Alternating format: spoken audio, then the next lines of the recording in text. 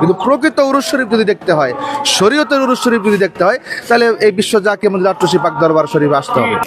মাজার শরীফ থাকলে উরুস শরীফ হয়, কিন্তু বিশ্ব জাকির মঞ্জিল এটা একটি বিশ্ব প্ল্যাটফর্ম। এখানকার উরুস শরীফটা ভিন্ন একটা প্রক্রিয়া। বাংলাদেশ, ভারত, পাকিস্তান সহ বিশ্বের অন্যান্য দেশ থেকে ধর্মপ্রাণ মুসলমানরা আসছেন, ইবাদত বন্দেগী করছেন। উরুস শরীফ মানে হয়তো গান বাজনা, উরুস শরীফ মানে হয়তো ঢোল তবলা, কিন্তু না, রহমতের সময় একটা ঘন্টা দিয়ে মানুষকে জাগিয়ে দেওয়া হয়। আট্রসির পীর যিনি আল্লাহর ওলি ছিলেন, আগে যারা এসছেন তারা হুজুরকে যারা দেখছেন, হ্যাঁ, আপনাদের মধ্যে হুজুরকে দেখছেন,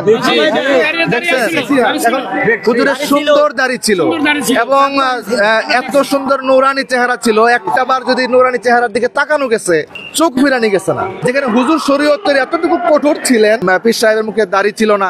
হিন্দু ধর্মাবলম্বী আছে, বৌদ্ধ ধর্মাবলম্বী আছে, ওনারা আসেন, ওনারা প্রেমের টানে আসেন, মোহাব্বতের টানে আসেন। পবিত্র বিশ্ব উরুস শরীফ 2025, এটা বিশ্ব উরুস শরীফ। মক্কাতুল মুকাররমা, মদিনাতুল মুনাওয়ারার পরবর্তীতে বাংলাদেশে এটা নিয়ামত বলবো। পীর মুর্শিদ খাজা বাবা ফরিদপুরি কুদ্দাসুল আজিজ সাহেব, উনি 1354 সনের পরবর্তীতে এই উরুস শরীফটা উনি শুরু করেন এবং শুরু করার পর থেকেই ধীরে ধীরে ধীরে ধীরে ক্রমান্বয়ে আজকের এই ব্যাপক পরিধি। যতটুকু বিশ্ব জাকির মঞ্জিল কন্ট্রোল রুমের তথ্য অনুযায়ী পুরো এলাকাটি প্রায় 10 কিলোমিটার ব্যাপী ব্যাপক বিস্তৃত। উরুস শরীফ বাংলাদেশের প্রত্যন্ত অঞ্চলে যে সমস্ত জায়গাগুলোতে মাজার শরীফ আছে, মাজার শরীফ থাকলে উরুস শরীফ হয়, কিন্তু বিশ্ব জাকির মঞ্জিল এটা একটি বিশ্ব প্ল্যাটফর্ম।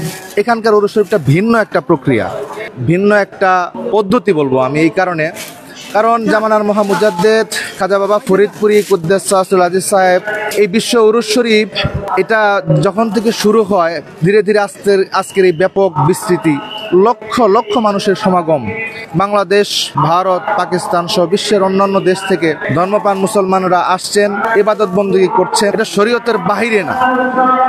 আমাদের বাংলাদেশের কিছু মানুষের চিন্তা চেতনা হচ্ছে যে উরুস শরীফ মানে বুঝি ঢোল তবলা, গান বাজনা, নারী পুরুষ একত্রে ঘোরাঘুরি করা। এটার আমূল পরিবর্তন ব্যাপক পরিসরে যিনি করলেন, তিনি খাজা বাবা ফরিদপুরি কুদ্দাসুল আজিজ সাহেব। তিনি এই মহাপবিত্র বিশ্ব উরুস শরীফটাকে শরীয়তের 100% একটা বাউন্ডারির ভিতরে এনে তিনি এই শরীয়তের ব্যাপারটাকে এমনভাবে প্রতিষ্ঠিত করেছেন। তার একটা কারণ হচ্ছে, আমাদের দরবার শরীফের ঠিক সামনেই যারা ভার্সিটি পড়ুয়া ছেলে মেয়ে, তাদের মধ্যে একটা কনসেপ্ট আছে যে উরুস শরীফ মানে হয়তো গান বাজনা, উরুস শরীফ মানে হয়তো ঢোল তবলা, কিন্তু না, এখন তো উরুস শরীফের ছড়াছড়ি, সব জায়গায় উরুস শরীফ হয়। কিন্তু প্রকৃত উরুস শরীফ যদি দেখতে হয়, শরীয়তের উরুস শরীফ যদি দেখতে হয়, তাহলে এই বিশ্ব জাকির মধ্যে আট্টশি পাক দরবার শরীফ আসতে হবে। রহমতের সময় যখন শুরু হয়, ঠিক 3টা থেকেই এই কর্মকাণ্ড আরম্ভ হয়। কর্মকাণ্ড আরম্ভ হওয়ার প্রত্যেকটা সময় যারা বিশ্ব জাকির মঞ্জিলে আপনারা এসেছেন, যে বিশ্ব জাকির মঞ্জিলে রহমতের সময় একটা ঘন্টা দিয়ে মানুষকে জাগিয়ে দেওয়া হয়, তার পরবর্তীতে কোরআন তেলাওয়াত হয়, তার পরবর্তীতে মিলাদ শরীফ হয়। আট্রসির পীর যিনি আল্লাহর ওলি ছিলেন, আগে যারা এসছেন তারা হুজুরকে যারা দেখছেন, হ্যাঁ, আপনাদের মধ্যে হুজুরকে দেখছেন,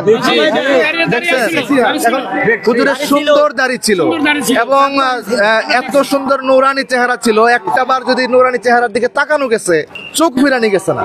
জীবদ্দশায় হুজুর বলতেছিলেন, বাবা আমার 40 বছরের ভিতর ফজর নামাজ কাজা হয়েছে, আমার মনে পড়ে না। ফরজ ভাইয়ের কাঁধে ভর দিয়ে দিয়ে কিন্তু নামাজে গিয়ে শরীক হতেন। ওনার জন্য নামাজের একটা জায়গায় নির্দিষ্ট ছিল, হুজুর এখানে গিয়ে দাঁড়ায় যাইতেন। হুজুর হাঁটতে পারতেন না, হুইল চেয়ারে গিয়ে এসে নামাজে দাঁড়ায় গেছেন। যেখানে হুজুর শরীয়তের এতটুকু কঠোর ছিলেন, পীর সাহেবের মুখে দাড়ি ছিল না, এটা ডাহা মিথ্যা কথা হবে। বিশ্ব জাকির মঞ্জিল একটা বিশ্ব মুক্তির প্ল্যাটফর্ম, এটাকে বুঝতে হবে। প্রত্যেকটা স্লোগান, প্রত্যেকটা কর্মকাণ্ড এটা বিশ্বব্যাপী হয়। আমার রাসূল যে আদর্শ দেখায় গেলেন, আদর্শে আদর্শবান ছিলেন আমার হুজুর, যার কারণে হুজুর এর দরবার শরীফে হিন্দু ধর্মাবলম্বী আছে, বৌদ্ধ ধর্মাবলম্বী আছে, ওনারা আসেন, ওনারা প্রেমের টানে আসেন, মোহাব্বতের টানে আসেন, একটা ভালোবাসার একটা জায়গা। এখান থেকে অনেকেই ধর্মান্তরিত হয়ে মুসলমান হচ্ছেন, দিনের পথে আসছেন।